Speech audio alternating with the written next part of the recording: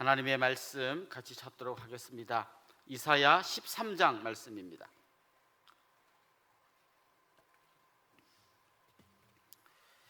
이사야 13장 1절부터 22절까지 말씀인데요, 1절부터 16절까지만 제가 봉독하도록 하겠습니다. 아모스의 아들 이사야가 바벨론에 대하여 받은 경고라. 너희는 민둥산 위에 기치를 세우고 소리를 높여 그들을 부르며 손을 흔들어 그들을 존귀한 자의 문에 들어가게 하라. 내가 거룩하게 구별한 자들에게 명령하고 나의 위엄을 기뻐하는 용사들을 불러 나의 노여움을 전하게 하였느니라. 산에서 무리의 소리가 나며 많은 백성의 소리 같으니 곧 열국 민족이 함께 모여 떠드는 소리라. 만국의 여호와께서 싸움을 위하여 군대를 검열하심이로다. 우리가 먼 나라에서 하늘 끝에서 왔으며 곧 여호와 그의 진노의 병기라 온 땅을 멸하려 함이로다. 너희는 애곡할지어다. 여호와의 날이 가까웠으니 전능자에게서 멸망이 임할 것이미로다. 그러므로 모든 손에 힘이 풀리고 각 사람의 마음이 녹을 것이라. 그들이 놀라며 괴로움과 슬픔에 사로잡혀 해산이 임박한 여자같이 고통하며 서로 보고 놀라며 얼굴이 불꽃 같으리로다. 보라, 여호와의 날 곧 잔혹히 분냄과 맹렬히 노하는 날이 이르러 땅을 황폐하게 하며 그 중에서 죄인들을 멸하리니 하늘의 별들과 별무리가 그 빛을 내지 아니하며 해가 돋아도 어두우며 달이 그 빛을 비추지 아니할 것이로다. 내가 세상의 악과 악인의 죄를 벌하며 교만한 자의 오만을 끊으며 강포한 자의 거만을 낮출 것이며 내가 사람을 순금보다 희소하게 하며 인생을 오빌의 금보다 희귀하게 하리로다. 그러므로 나 만군의 여호와가 분하여 맹렬히 노하는 날에 하늘을 진동시키며 땅을 흔들어 그 자리에서 떠나게 하리니 그들이 쫓긴 노루나 모으는 자 없는 양같이 각기 자기 동족에게로 돌아가며 각기 본향으로 도망할 것이나 만나는 자마다 창에 찔리겠고 잡히는 자마다 칼에 엎드러지겠고 그들의 어린 아이들은 그들의 목전에서 메어침을 당하겠고 그들의 집은 노략을 당하겠고 그들의 아내는 욕을 당하리라. 아멘. 요즘 우리 은동교 아이들이 기말고사 얼마 전에 보았습니다. 아마 여러분 자녀들 학교 다니는 자녀들이 있다면 중간고사도 보고 기말고사도 보고 그럴 겁니다. 좋은 선생님들은 보통 이렇게 하죠. 중간고사를 먼저 보잖아요. 중간고사를 봤는데 아이가 답을 써낸 답지를 쭉 보니까 막 틀린 게 나옵니다. 얘가 뭘 틀렸지? 뭘 잘못했지? 얘한테 약점이 뭐지? 그걸 잘 보고 그거를 잘 보완해 줍니다. 그러면 기말고사 가서는 이제 성적이 잘 나오겠죠. 이사야서를 읽는 여러 가지 방법이 있는데요, 방금 제가 말씀드린 이 중간고사와 기말고사라고 하는 이 관점으로 이사야서를 읽는 방법이 있습니다. 이사야서에 나오는 어떤 배경이 되는 왕들이 있는데요, 요즘 우리 열왕기하고 좀 맞아가지고 계속 좀 여러분이 이해하는 데 도움이 될 것 같습니다. 아하스라는 왕이 나오고요, 그 다음에 히스기야라는 왕이 나옵니다. 이 이사야의 배경이 되는 두 왕입니다. 이사야가 예언할 때 아하스 때도 집중적으로 예언했고 히스기야 때도 집중적으로 예언했습니다. 7장에서 12장, 오늘은 13장입니다만 어제 본문까지 7장에서 12장의 내용을 잘 보면 아하스 시대 때 일어났던 어떤 여러 가지 사건과 그것과 관련된 예언들이 나옵니다. 그리고 좀 건너뛰어서 36장에서 39장에 보면 히스기야와 관련된 어떤 역사적인 사건들이 기록되어 있습니다. 그러니까 중간에 아하스와 관련된 이야기가 있고 또 그 뒤에 히스기야와 관련된 이야기가 있습니다. 자, 지금 이걸 어떻게 제가 중간고사, 기말고사로 했는데 어떻게 이걸 이해하는가 하면요, 7장에서 12장에 아하스와 관련된 이야기가 나옵니다. 아하스는 한마디로 엄청 잘못하는 왕입니다. 하나님께서 뭐 징조를 보여준다 해도 저는 그런 거 안 보겠습니다. 하나님께서 절대로 북이스라엘과 아람 동맹국 무서워하지 마라 해도 그거 무서워하고, 그래서 뭐 계속해서 하지 말라는 거 골라가면서 하다가 결국은 아주 나쁜 왕으로 그의 인생이 끝나게 됩니다. 자, 그게 7장에서 12장까지의 이야기라면 이제 좋은 선생님이 뭘 잘못했는지를 13장부터 35장까지 히스기야 이야기 그 전까지 아하스가 뭘 잘못했는지, 그가 뭘 실패했는지, 어떻게 하다가 이렇게 쫄딱 망했는지를 잘 설명해 주는 본문이라고 보아도 좋을 것 같습니다. 그러니까 오늘 우리가 읽은 이 본문은 정말 하나님 의지하지 않고 엉뚱한 것 의지하다가 망한 그 아하스의 이야기에서부터 시작해가지고 뭘 잘못했기 때문에 망했는지를 13장부터 35장까지 이야기하는데 이런 거죠. 아하스가 그렇게 망했던 것처럼 그렇게 살면 여러분도 계속 망할 겁니다. 그러니까 절대로 그렇게 살지 말고 하나님 의지하고 사세요. 아수르 의지하지 마세요.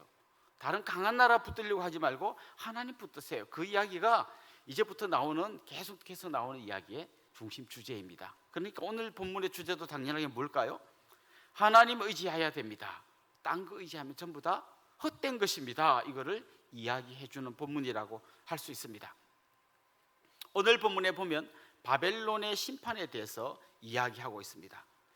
지금 이사야가 예언할 이 당시에만 해도요, 바벨론은 아직 아수르처럼 강한 나라가 아니었습니다. 이제 근데 점차 강해져서 나중에 이사야가 죽고 난 다음에 한참 뒤에 이제 드디어 이 바벨론이 강대국이 돼가지고 남유다를 멸망시킵니다.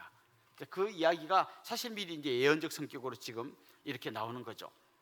아직 바벨론이 강성해지지도 않았는데 이사야 선지자는 바벨론이 결국은 망할 것이다. 그건 미리 예언합니다. 오늘 본문이 그런 내용이에요. 자, 그러면서 먼저 이야기합니다. 바벨론이 왜 망했을까요? 그걸 먼저 오늘 본문을 통해서 살펴보면 좋겠습니다. 한마디로 말하면 11절 말씀 한번 보십시오. 이렇게 되어 있습니다. 내가 세상의 악과 악인의 죄를 벌하며 교만한 자의 오만을 끊으며 강포한 자의 거만을 낮출 것이며, 여기에 보면 교만, 오만, 거만, 만으로 끝나는 세 개의 단어가 나옵니다. 교만, 오만, 거만. 결국 바벨론이 망한 이유는 교만, 오만, 거만입니다. 자, 하나님께서는 때로는 아수르라고 하는 막대기를 사용하여서 잘못하는 나라들을 징벌하셨습니다. 그리고 때로는 바벨론이라는 나라를 들어서 잘못하는 나라를 징벌하셨습니다. 하나님께서는 한 나라를 하나님의 도구로 들어서 사용할 수 있습니다. 그러나 어디까지나 그들은 하나님의 도구일 뿐이지 영원히 힘과 능력과 권력을 갖고 그 영광 중에 계속해서 뻗어나간다는 역사 속에서 단 한 나라도 없었습니다. 자, 이걸 우리가 깨닫고 있어야 된다는 거죠. 여러분, 성경에 나오는 여러 제국들이 있는데요, 예를 들면 아수르 어떻게 됐습니까? 역사의 뒤안길로 사라졌습니다. 바벨론 어떻게 됐습니까? 지금 바벨론이라는 나라를 기억하는 사람은 없습니다. 우리가 잘 아는 것처럼 그런 나라들이 이제는 이라크, 이란 이런 나라들이 되었죠. 지금 별로 세계에서 별로 그렇게 강한 나라로 사람들이 생각하지 않습니다. 그 다음에 이 바벨론을 무너뜨린 페르시아, 그 다음에 그리스, 나중에 로마, 계속해서 바뀝니다만은 나라들은 계속 바뀌지만 결국 그 나라들이 영원한 나라는 없습니다. 그리고 지금 그냥 저 역사의 변방에 머무는 나라들이 되어 있습니다. 왜 그들이 한때는 굉장히 강성한 나라가 되었다가 지금은 변방으로 밀려갔을까요? 성경은 간단하게 이야기합니다. 교만, 오만, 거만이라고 이야기합니다. 그 교만이 극에 달하면 하나님이 눈에 보이지 않습니다. 그냥 자기들의 힘과 자기들의 어떤 군대와 자기들이 갖고 있는 여러 가지 영광, 문화 이런 것들에 그들 스스로 도취되어서 교만해지게 되는 거죠. 그러다가 결국 어떻게 됩니까? 잠깐 하나님 앞에 쓰임 받는 존재라는 걸 잊어버리고 살다가 결국은 또 하나님의 손에서 꺾여지는 것이죠. 오늘 본문에도 보면 여호와의 날이 이를 것이다 이런 말이 나옵니다.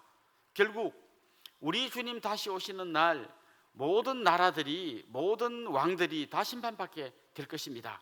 사실 이 바벨론이란 나라의 멸망이 오늘 본문에 나옵니다만은 역사적으로 바벨론이란 나라뿐만 아니고 성경에서는 종종 하나님 나라에 대항하는 어떤 세력을 바벨론이라고 부를 때가 많습니다. 대표적인 게 요한계시록에 가보면 바벨론이 나옵니다. 물론 그때 바벨론은 역사적 바벨론이 아닙니다. 사도 요한이 살 때는 바벨론이라는 나라가 이미 역사의 뒤안길로 사라진 뒤였습니다. 그때 바벨론은 뭘까요? 그때는 사실 로마를 빗대어서 바벨론이라고 부릅니다. 지금도 바벨론의 역할을 하는 나라들이 있습니다. 하나님의 나라에 대항하며 하나님 하시는 일을 방해하는, 자기들의 힘과 능력만 믿고 그렇게 사는 나라들이 있습니다. 오늘 성경을 통해서 제가 확실하게 이야기할 수 있는 것은요, 하나님께서 그 나라들을 심판하실 때가 있고 그들도 언젠가는 힘을 잃고 역사의 뒤안길로 사라질 겁니다. 하나님께서 우리 주님 다시 오시는 재림의 날에 엄청난 영원한 심판을 하실 겁니다. 그러나 그 전에도 마치 바로의 그 잘못된 것을 심판하기 위해서 10가지 재앙을 내리셨던 것처럼 하나님께서 그 나라들을 심판하실 것입니다.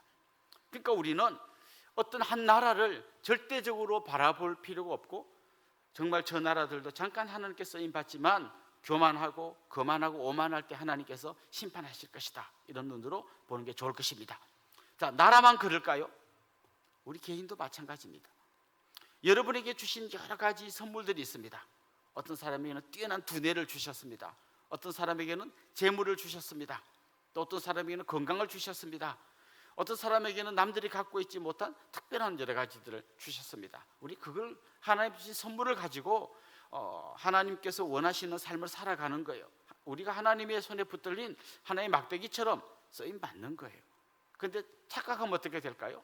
내가 가진 지식, 내가 가진 돈, 내가 가진 권력, 내가 가진 어떤 다른 사람에게 없는 능력, 이게 마치 내 것인 것처럼 자만하고 교만하고 거만해지는 순간 그 사람은 더 이상 하나님 앞에 쓰임받지 못합니다.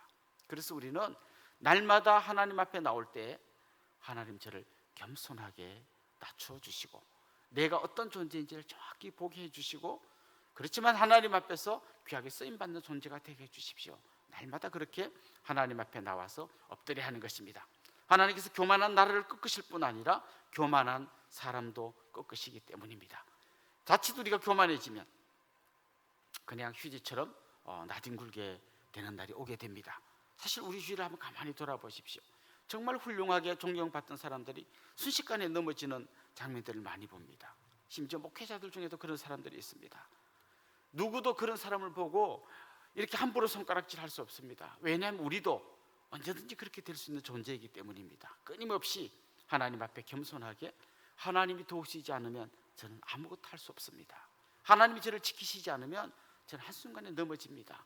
저를 불쌍히 여겨주십시오. 날마다 그런 마음으로 하나님 앞에 나아가기를 소망합니다. 결국 오늘 본문에 보면 이 바벨론의 심판에 대해서 자세하게 이야기하는데요, 이야기하는 중심 주제는 이겁니다. 바벨론도 결국에는 이렇게 망할 건데 바벨론을 의지하지 말라, 이겁니다. 이거는 뭐든지 다 해당됩니다. 아수르도 이렇게 망할 건데 아수르 의지하지 마라. 그리스도 이렇게 망할 건데 그리스 의지하지 마라.